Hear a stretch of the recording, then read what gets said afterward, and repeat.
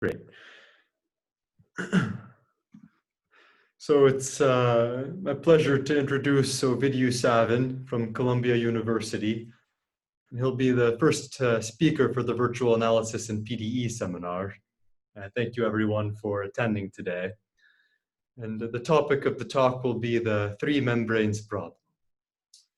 Go ahead. Okay. Thank you, Connor, for the invitation.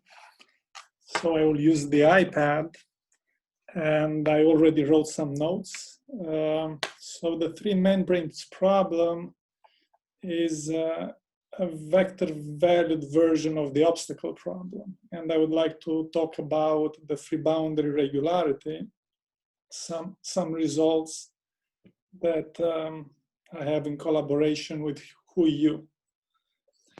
So let's say, so I'll start slowly by talking a bit about the obstacle problem, what is the end membrane problem, and what are our results.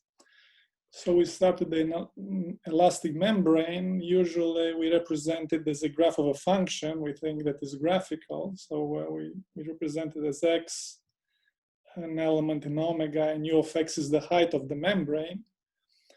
And we want to minimize the surface tension. That means we want to minimize the area functional. And we think that the membrane is fixed on the boundary. U is prescribed on the boundary. U is equal to phi on the boundary of omega. But often, the model, you want to simplify the model, you want to linearize, and you think in the regime of small gradients, we approximate, we get rid of the square root and approximate the surface by the Dirichlet energy. So as a simplified model for an elastic membrane, we want to minimize, we want to find the harmonic function. Essentially, we want to minimize the Dirichlet energy given that U is fixed on the boundary of the domain of. Now, as a first variational inequality is the obstacle problem, and the obstacle problem, it says that you want to minimize the Dirichlet energy, but constrained to the fact that you want U to be above a given function P, which is an obstacle. So P here in the picture on the right is with green, and the minimizer would be with blue. And of course, at some point, U sits on the obstacle P, and at some point it separates. So the equation, the Euler-Lagrange equation, would be that Laplace of U is 0 in the region where it's unconstrained. It's still as before, is harmonic. At some point, it coincides with P, right? However, you still have an global inequality, which you get that Laplace of U always has to be less than or equal to 0 in omega, because you can always perturb U upwards by a positive function. There is no constraint above, and this would tell you that actually globally U has to be superharmonic in omega. So this is the obstacle problem, but often the obstacle problem, you want to make the obstacle to be 0. So instead of working with U, you want to work with U minus the obstacle, which, so there is this equivalent formulation on the bottom in which you think that the obstacle is 0, but now the membrane is pushed by a force down F. F is basically the Laplace of P, or minus Laplace of P. And then you really want to minimize U being greater or equal to 0, and you want to minimize the Dirichlet energy, and with this extra linear term coming from the fact that you have a force F. And as above, you get that you satisfy the equation Laplace of equal to F where U separates from 0, and you have this global information that Laplace of U is always less than or equal to F in omega. However, when you sit on if we sit here on the 0 set where U just separates from 0 and becomes positive, sort of Laplace of U seems to be also non-negative because your function has to go up. So this suggests that Laplace of U has no distributional derivative as you move from the positive set to the negative set. And indeed, one can show that, in fact, Laplace of U globally satisfies Laplace of U is F where it's positive, but 0 everywhere else. And there is no distributional derivative. So this is the obstacle problem. Now I would like to discuss some variants of the obstacle problem. So let's say one variant is the thin obstacle problem, in which the obstacle, instead of being 0, it's just supported on a lower dimensional, on a codimension 1 domain. So this would be the thin obstacle problem, in which you have a membrane pushed down, but you have a wire, only a fixed wire below. Another version would be in which the bottom obstacle is not rigid, but it's elastic itself. So this would be the two membranes problem, would be in which we have two membranes, U1 and U2, but U1 is pushed down by a force F1, and U2, let's say, is pushed up by a force minus F2. And you still want to minimize the Dirichlet, the corresponding energy to have here is just the energy of U1 plus the energy of U2. U1 and U2 are fixed on the boundary, but of course you have this non-penetration condition that U1 always has to be greater than or equal than U2. So this would be the two membranes problem. As before, what can you say? You can say that wherever in the region where the two membranes are completely separated, each one satisfies its own equation. You have some global information that you can always perturb U1 upwards and the energy would increase, and U2 downwards and the energy would increase. So this means that globally you have some inequalities for Laplace of U1 and Laplace of U2. But also in the two membrane problem, you can perturb both functions at the same time. So if you take a perturbation U1 plus epsilon V with V arbitrary, and you do the same perturbation U2 plus epsilon V with the same V not necessarily having a sign, this would still satisfy the constraint U1 greater than or equal than U2. So when you write this, you realize that in fact, you know precisely what Laplace of U1 plus U2 is globally. So in the two membrane problem, U1 plus U2, Laplace of U1 plus U2 has to be equal to F1 plus F2. What this says, it says that in the coincidence region, let's say if you have a middle region where U1 and U2 satisfy, in that coincidence region, both U1 equals to U2, so then the Laplace of U1 plus U2 over 2, the right-hand side would be the averages of F1 and F2. Yeah, so essentially, in the two membranes problem, you have that wherever U1 and U2 separate, each one solves its own equation. In a region where they coincide, the forces have to average out. So in the coincidence region, the Laplace of U1 would be F1 plus F2 over 2. And again, there is no distributional derivative as we jump from one region to the other. So just the right-hand side of Laplace of U1 would jump. But then you realize right away that this problem is in fact the same as the obstacle problem. Yeah, so because you know U1 plus U2 globally, basically you can solve for the average because you know the boundary data. So here on the bottom, you can solve for U1 plus U2 1/2, which will be the green line in the middle. Yeah, so the average is determined from the beginning of the problem. And then we can simply try to think that in fact you're solving the obstacle problem with the green obstacle, which is fixed.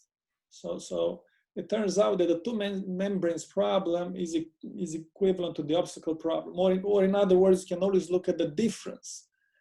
If you look at the difference of U1 minus U2, if I write U1 minus U2, this difference would satisfy an obstacle problem with obstacle 0. Yeah? So people didn't really study the two membranes problem simply because in this formulation, simply because it's the same as the obstacle problem. However, some versions of the two membranes problem, some different versions. So So other variants of the two membranes problem, one of them was investigated by Luis Silvestre in, let's say, in the setting, not in the linear setting, but when the operator for the gradient is not the Dirichlet operator, but some convex nonlinear operator f of gradient of u with quadratic growth at infinity. So in this case, you can no longer, whenever you write the equation for u1 and u2, you'd get that the divergence of gradient of f of gradient of u1 is equal to f1, where u1 is bigger than u2, and similar for u2. But in the region where u1 is equal to u2, you get that the average of these two operators, divergence of f of gradient of u1 plus divergence of gradient of f of u2, gradient of u2 is f1 plus f2. Yeah. But since your operator is not linear, you cannot actually solve for this. And then the problem is more complicated. However, the two solutions solve the same equation. So still the difference more or less solves an obstacle problem. So Luis Silvestre investigated this, the two membranes problem for nonlinear operators. Another version that we consider in a paper like 2-3 years ago with Luis Caffarel and Daniela, we have a version of the two membranes problem in which it says for different order operators. So in which you think that one operator is the Laplace, but the other one is the fractional Laplace. And you can think roughly, I mean, what it means physically, it means physically that you have a membrane, an elastic membrane, and you have an elastic wire, and you're pushing one against the other. Yeah? So both of them are elastic, but one is a wire and one is a membrane. So we investigated this problem, and often in these problems we want to investigate the regularity of solutions and regularity of the free bound. However, the problem with different operators is quite complicated, and let's say, in fact, our original motivation was to understand the two membranes problem for two different linear operators. So, and we don't know how to do that in 2D. So one open problem that I would like to mention involving two membranes would be that you want to minimize the Dirichlet, well, some linear operator, these are quadratic, yeah, some quadratic polynomial in gradient of u1 and in gradient of u2, but not the same quadratic polynomial. A1 and 2 are symmetric matrices. You want to minimize this. Whenever the operators are different, you no longer need to put a right-hand side. So sort of the right-hand side, f1 and f2, if you have the same operator and you have no right-hand side, the maximum principle would make them not touch. Yeah, you give me one boundary data bigger than the other, the maximum principle they don't touch. Well, to make them touch, you have to push one down and one up, or you have to put some right-hand side in order to make them touch. However, if you give me two different operators, they can touch perfectly well. So the presence of the right-hand side becomes irrelevant in this case. So in this open problem, for example, one would like to understand if solutions are as regular as in the obstacle problem, which would be C11. And yeah, I think is a difficult problem.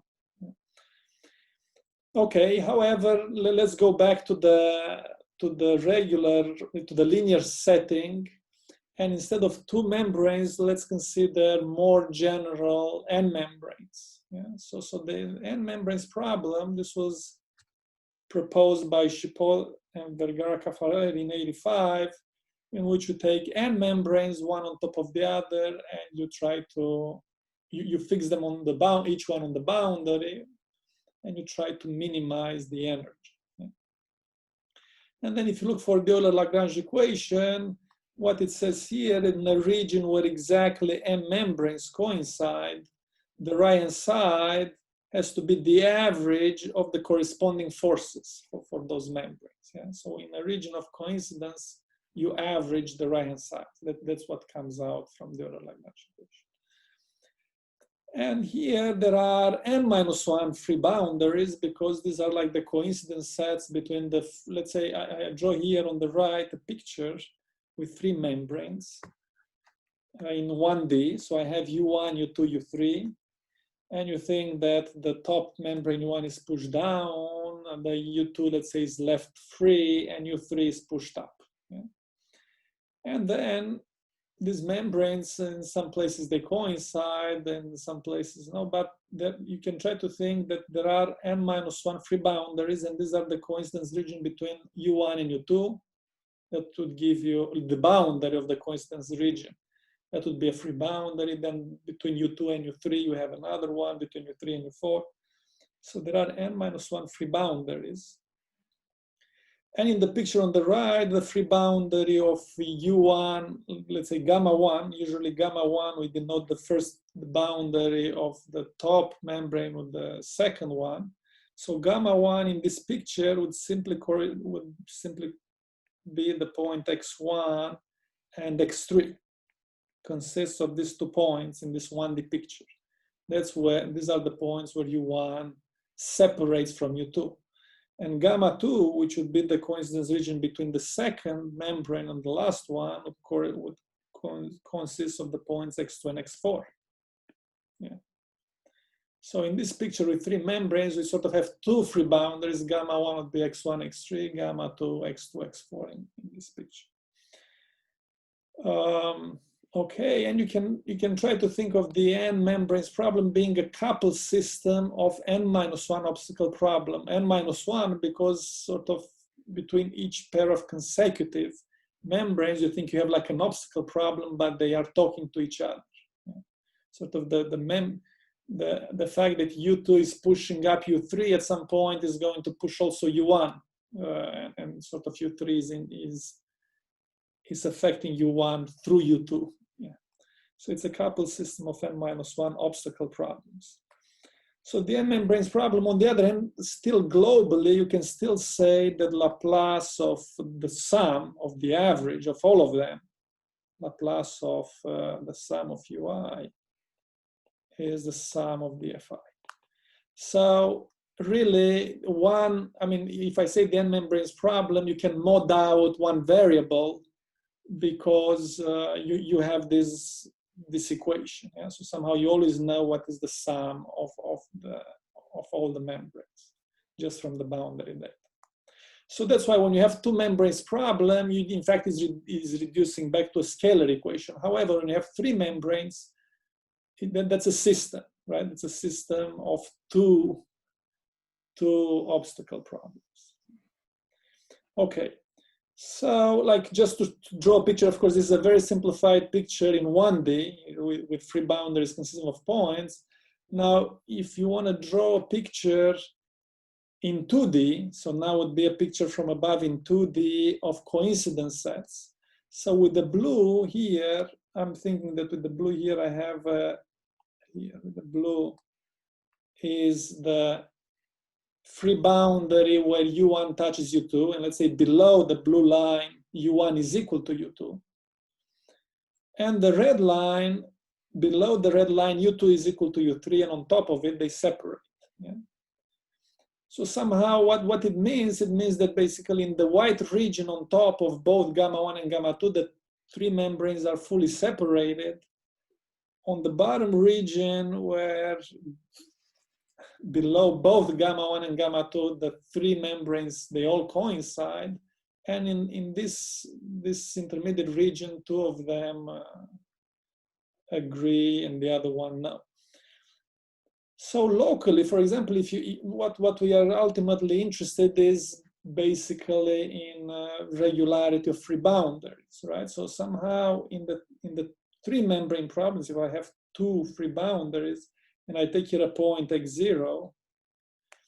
If I take a point x0 on gamma 1 that is far away from gamma 2, then I'm basically locally, I'm basically back in the two membrane problem, just because the third membrane is far away from both U1 and U2, and essentially near such a point, I'm back to the two membrane problem, which is the obstacle problem.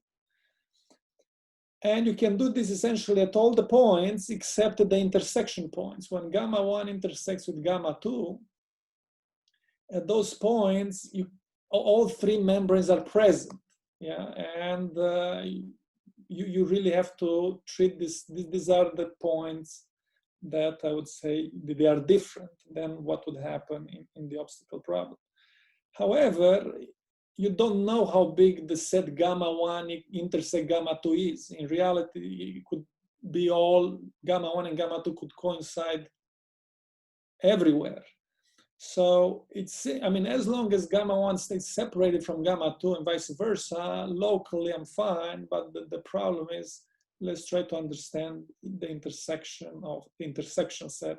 And essentially all new phenomena would happen at the points where the three membranes have the coincidence region and then they separate.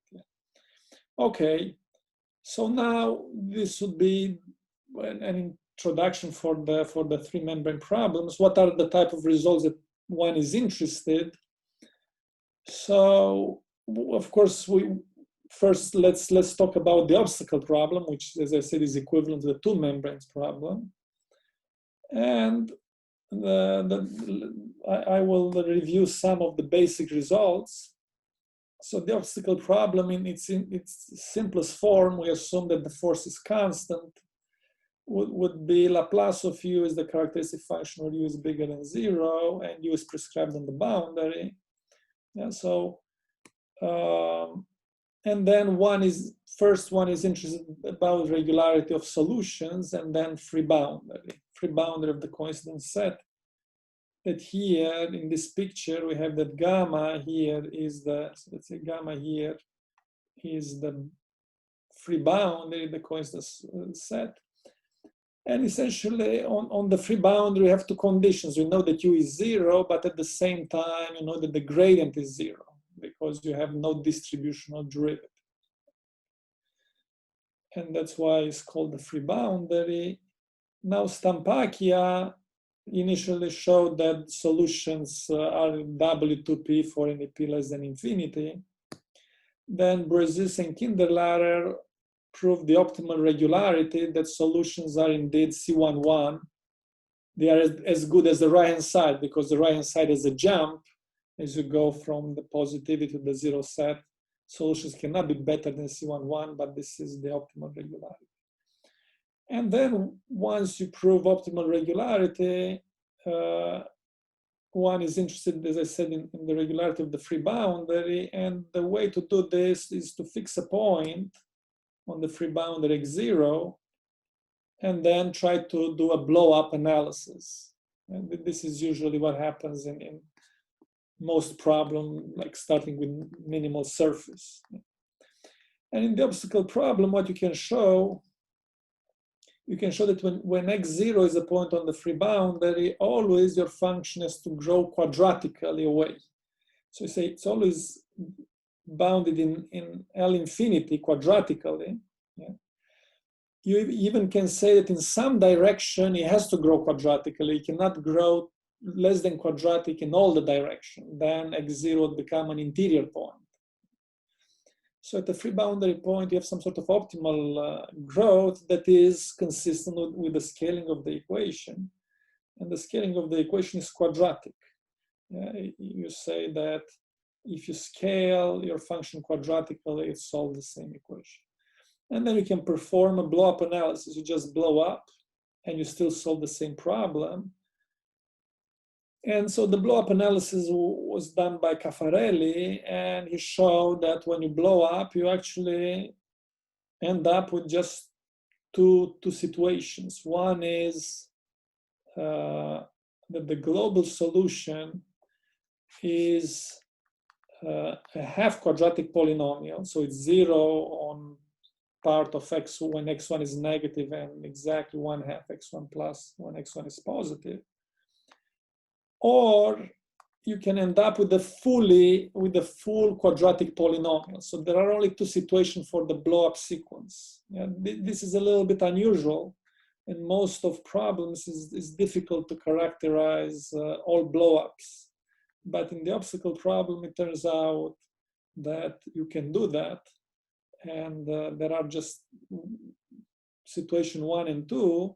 And of course, situation 1 would correspond when you see a nice free boundary and you see some coincidence set on one side and some positive set on the other. You blow up, you expect to get situation 1. Situation 2 would correspond in which the coincidence set becomes very skinny, and when you rescale, sort of it degenerates to a line. Yeah?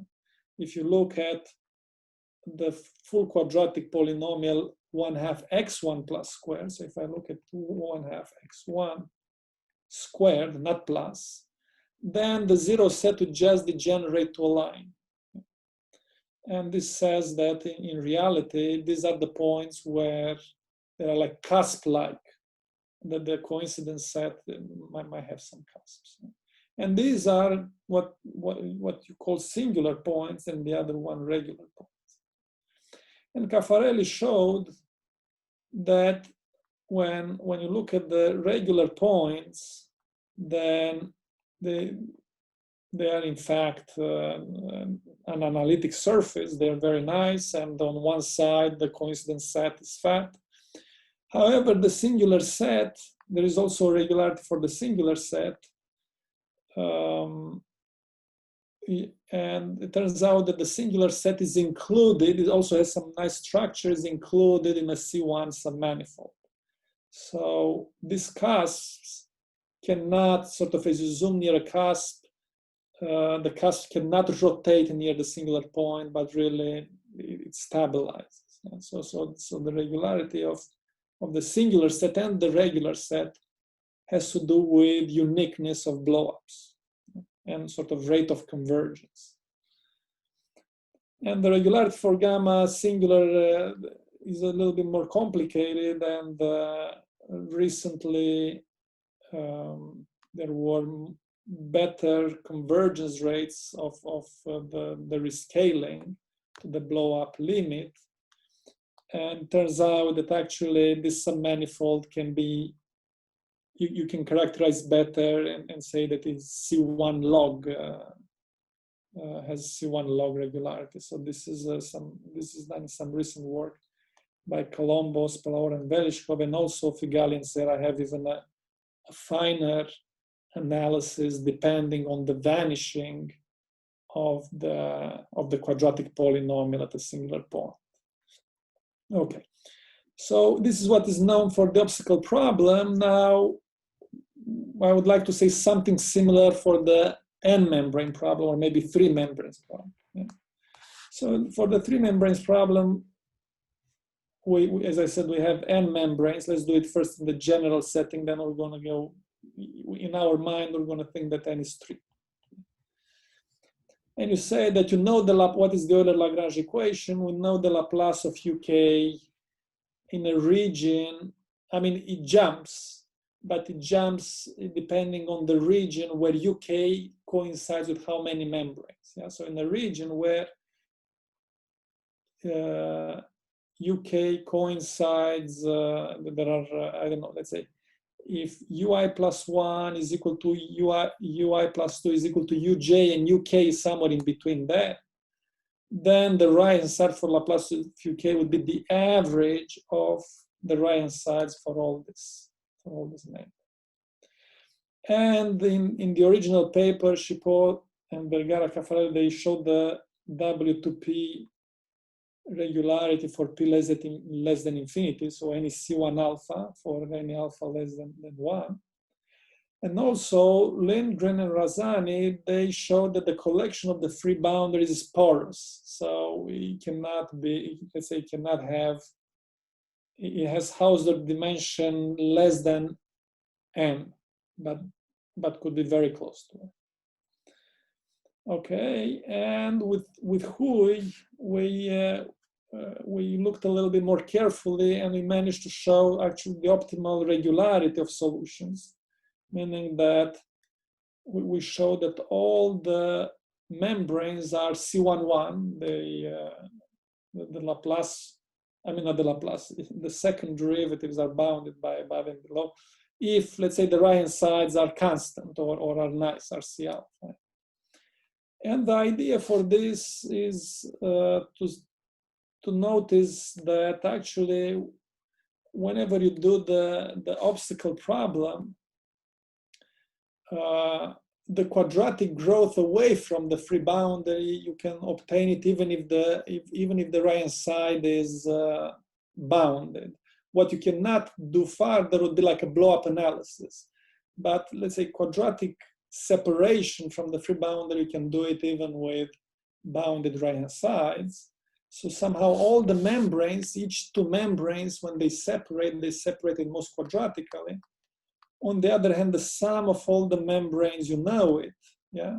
So this basically tells you that you should be able to prove that the second derivatives are bounded, yeah? The first inequality here tells you that the difference between consecutive Hessians is bounded above. On the other hand, the sum of all the Hessians is bounded from this equation.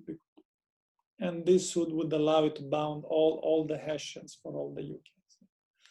But once one has optimal regularity, you can try to do again a blow-up analysis. Up to that point, you cannot do anything. But once you get optimal regularity, you can do a blow-up analysis. And let's assume for simplicity from now on that n is really 3, that we have 3 membranes, that the right-hand sides are fixed. So let's say the top one is 1, we are pushing it down, the top one is negative, I mean, we're pushing it up, and the second membrane is left free. And you can also subtract some harmonic function from, subtract the average from all of them, and you can always assume that the sum is equal to 0. This is essentially coming from the star equation. So you can mod out sort of a variable after by subtracting a harmonic function. And then you can do you can have a Weiss monotonicity formula, just there is one also for the obstacle problem, but also in this system setting, you still have a Weiss monotonicity formula that is basically a rescaled energy corrected with some L2 boundary term.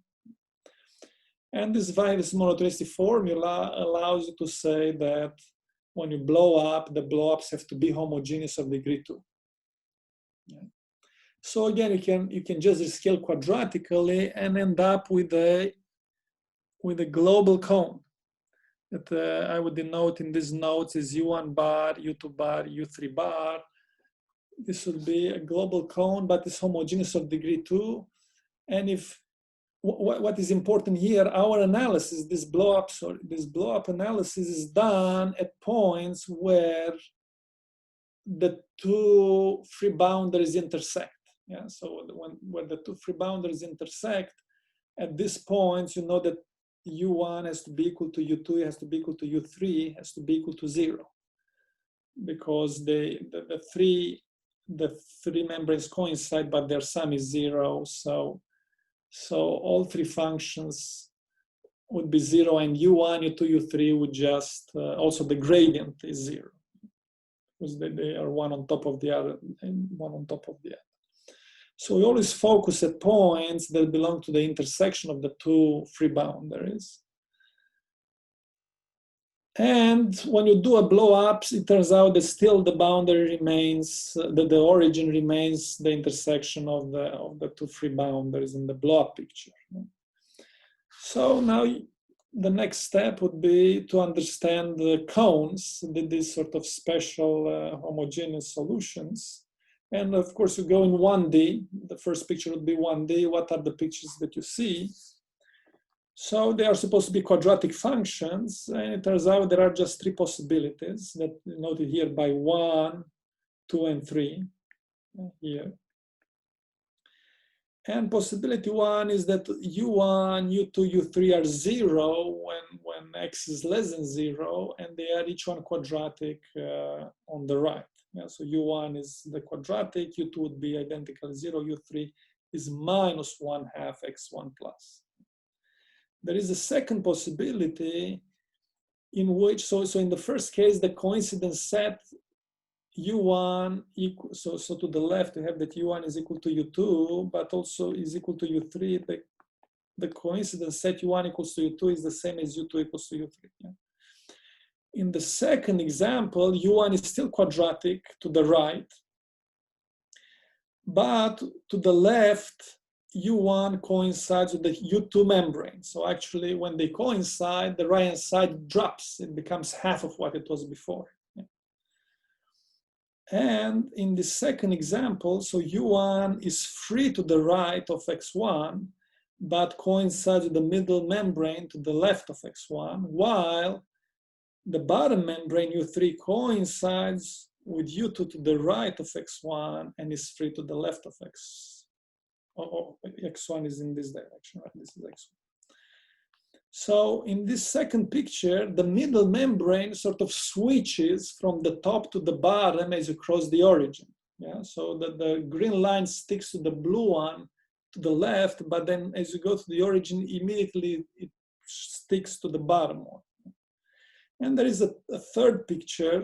There is a third picture here in which the three membranes really just touch at the origin, and in some sense they are fully separated. There is no coincidence set except the origin itself. These are the only three possibilities in one dimension. When you look at the corresponding Weiss energy, it turns out that the Weiss energy of the first cone is the least, the second one is intermediate, and the third one is the highest. Yeah. So the cones are stated according to their energies. This is the 1D picture. What would this correspond to in higher dimension, right? So in higher dimensions, this, I mean, you make a definition saying that if I'm in higher dimension, I blow up and I end up with a one-dimensional cone, like of the type 1 here, like what I had before. Then I would call this a regular intersection point. Yeah. So on the picture on the left here, I draw a 2D picture, let's say membranes, that you can see that they all agree on the left, but then they all separate on the right. And as you look from above at the coincidence sets U1 equals to U2 and U2 equals to U3, they both coincide, they're half planes, but coincide. Below gamma 1 and gamma 2. Also gamma 1 and gamma 2, they coincide, yeah? So the two free boundaries, they agree everywhere in 2D. While on top of this, all three are separated. So we call this a regular intersection point. A singular intersection point of type 1 would be one in which you end up with the profile 2 in 1D that is extended constantly in the remaining variables. Yeah, so in this case, still the two free boundaries, gamma 1 and gamma 2, they coincide, but on the other hand, the coincidence set are one on one side and the other one on the other of this common free boundary. Yeah, so this corresponds to possibility 2 of the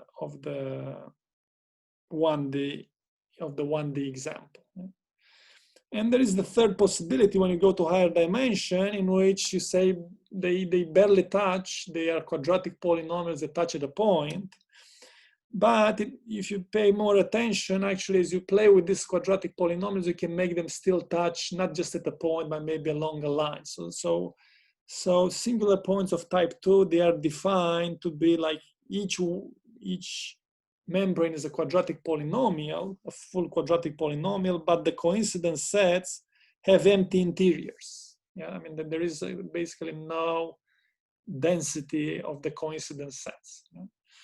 And then the free boundaries might be that they just consist of a single point or of a line, or of two crossing lines. All these are possible drawings of free boundaries for this singular points in which coincidence sets have empty interiors that we call singular intersection of type 2. Okay, so as usually, what one would like to do, one would like to say that what you see in 1D essentially happens in arbitrary number of dimensions, well, roughly, right? You have to measure this, but you want to see that, that there are not other pictures popping out, or if there are, maybe most of them are like what you see in 1D.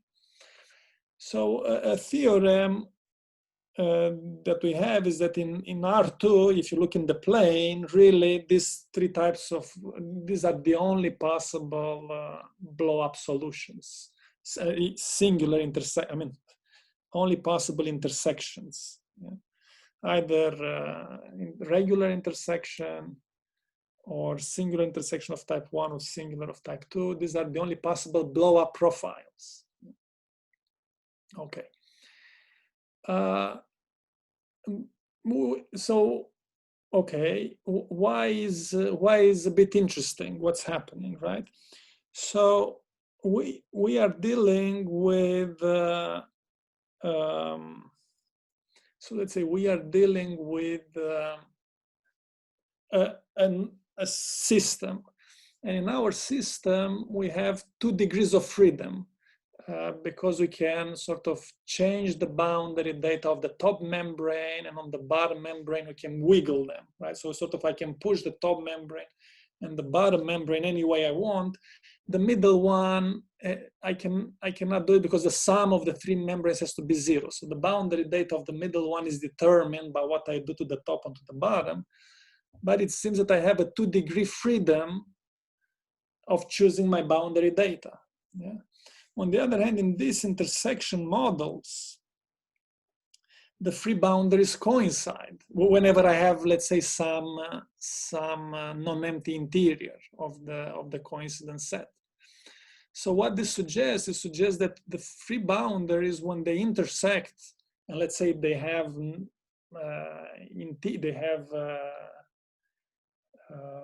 density, they have interior, the coincidence sets has some density, they have to cross tangentially. That's what this says.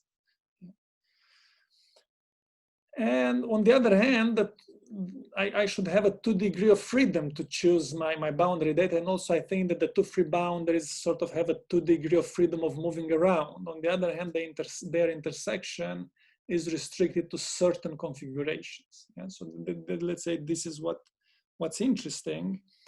So here on the right, I just draw a picture. Let's say, so here on the right would be a picture of some example in which you think you have 2 coincidence sets. The blue one is where the top 2 membranes coincide, and the red one where the bottom 2 membranes coincide. Yeah, and then you have several intersection points. Yeah, so if I look, for example, at the point A, and the point B, and the point C, those would be like regular intersection points, because the coincidence sets of the blue and the red, they are on the same side of the free boundary, and they seem to intersect tangentially. At least that's what I expect, right?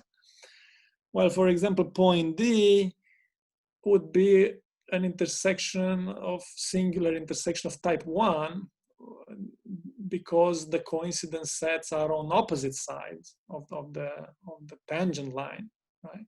And point E would be a singular set of type 2, because when I zoom in, sort of the coincidence set lose density. So I would see that. Well, an interesting example would be to try to look at this picture that I see here, in which you think you just have some quadratic polynomials, which with coincidence sets with empty interiors. So you think that gamma 1 is a line and gamma 2 is a line, but you can make them cross transversally. because you can choose your polynomials to cross transversally. But now, what happens if you push a little bit down the top membrane and you push up a bit the bottom membrane? So the lines have to become thick. Yeah, so expect them to become thick. So I try to draw the picture here on the right.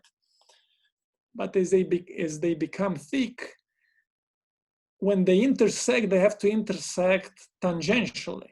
Yeah, so even though the two lines here intersect transversely, when you enlarge them, you have to change very fast angles to make them intersect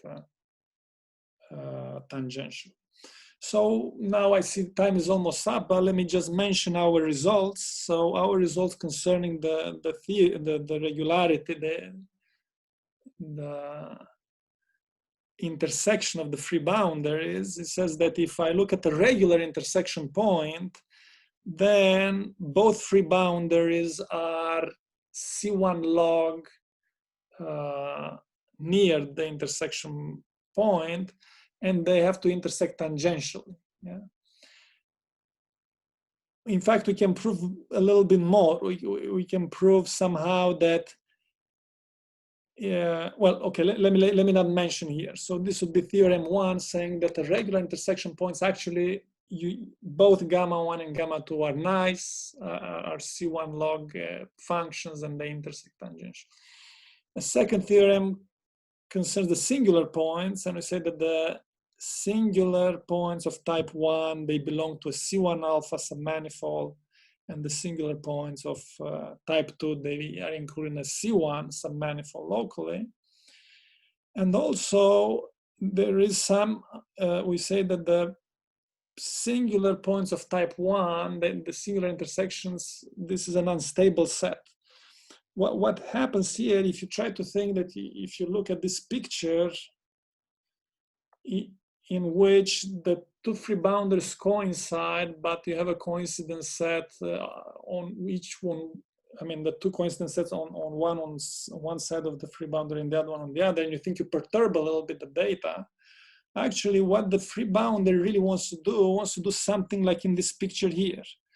So it prefers regular intersection points. So it would make some holes and some coincidence set, but at an angle in which they actually, you'd make sort of regular intersection points for the two free boundaries. So some open problems are that, well, can one really classify, say that these cones that we have, these three types of intersections, that these are all the possible cones? And also something that sounds, I mean, it's not clear, is that if what we call regular intersection points, if these are the cones with least energy. In general, this is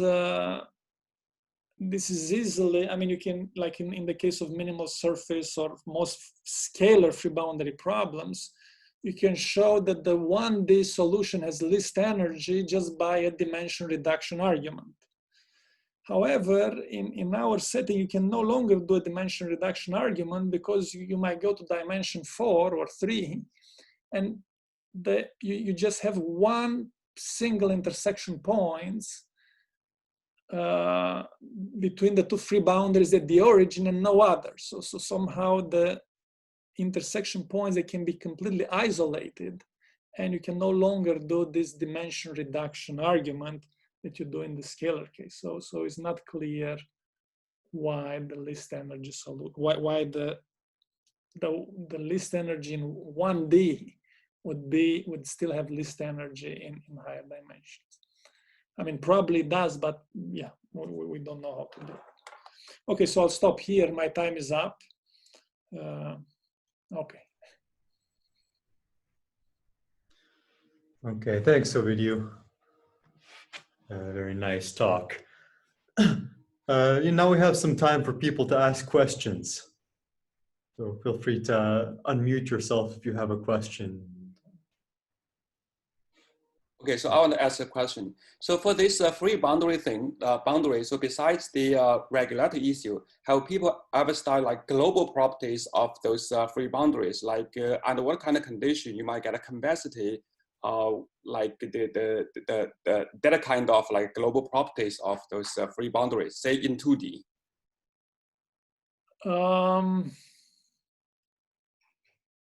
Well, okay, yeah, I'm not aware of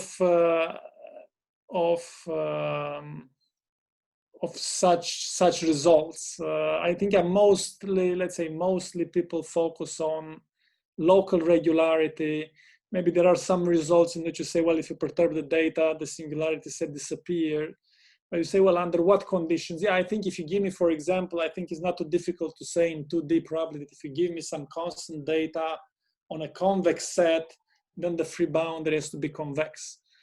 So I think once you can prove some convexity, let's say the second derivatives satisfy a maximum principle. Once you can prove that you are becoming convex farther near your boundary data and near the domain, immediately obtain convexity of the free boundary. But yes, I'm not sure. Yeah, I think, for example, the topology is not so complicated, I feel, of the coincidence set. But yeah, I'm not aware of such works.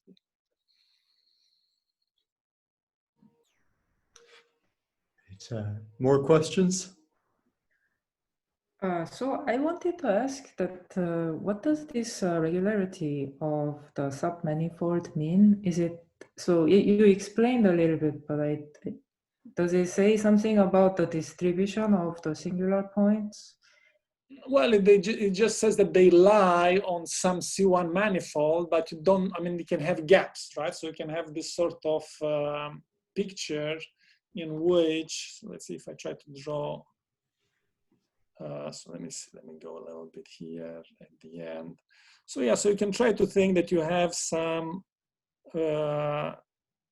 zero set like this, and then you can have some sort of picture like this, right? So what you can say that a singular point belongs to some manifold, but they don't have to cover it. Yeah, they're just included in some submanifold, but so they cannot rotate around too much and things like this, right? Yeah, exactly. Yeah, they have to be aligned. Sort of these singular points have to be aligned, but you cannot say something about their continuity or interior, or that they have Hausdorff dimension the same as the manifold itself.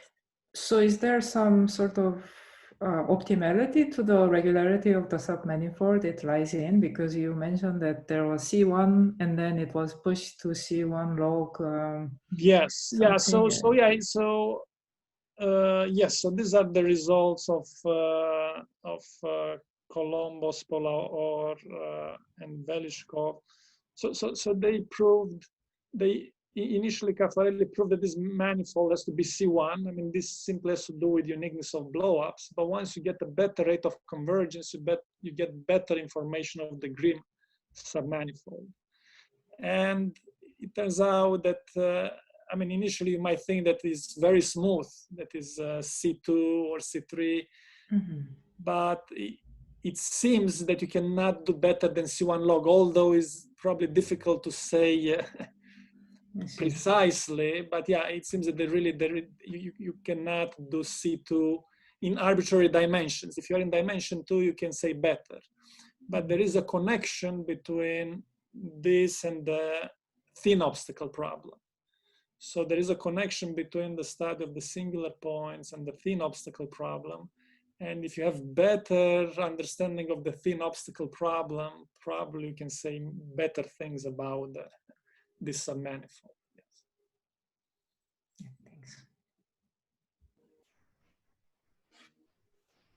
thanks. I have a question. So you mentioned that these singular points of type 1 are unstable. Yeah. Do you think that if you started separating the boundary data monotonically or something like this, that I don't know, for almost all times as you were lifting the boundary data, there was just no singular set of this type? Yeah, I would expect that. I don't know if I can prove it, but yeah, Okay. that's what it Just- would essentially say. Yes. Okay, a way of So you could say interpreting. exactly that they are not generic. That Mhm. I mean, you can say locally that if you look at these cones and you perturb them locally, you don't expect to see the same picture. The picture is going to change.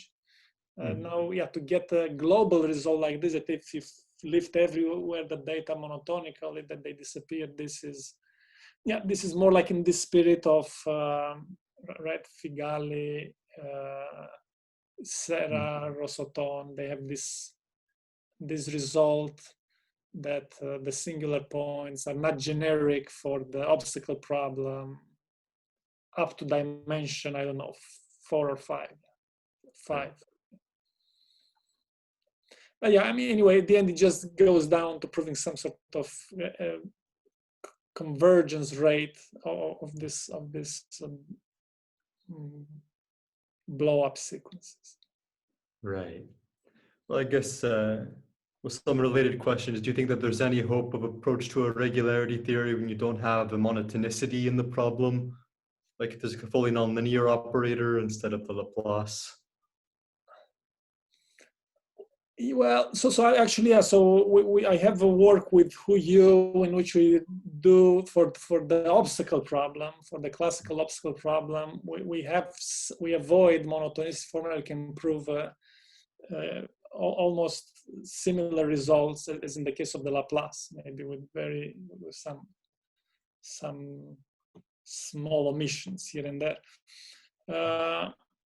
Yeah, so I would say that sometimes you can do that, but yeah, it's not clear. I mean, it seems that at least in our case, monotonicity formula plays an important role in the system setting. Right. I mean, just by looking at convexity and concavity, it's not clear how you can end up with blow-ups homogeneous of degree 2. Like in the case of the obstacle problem, we can get around that. But in our case, I don't think one can get around that, or I don't know how to do it. Okay. Have more questions for Ovidiu?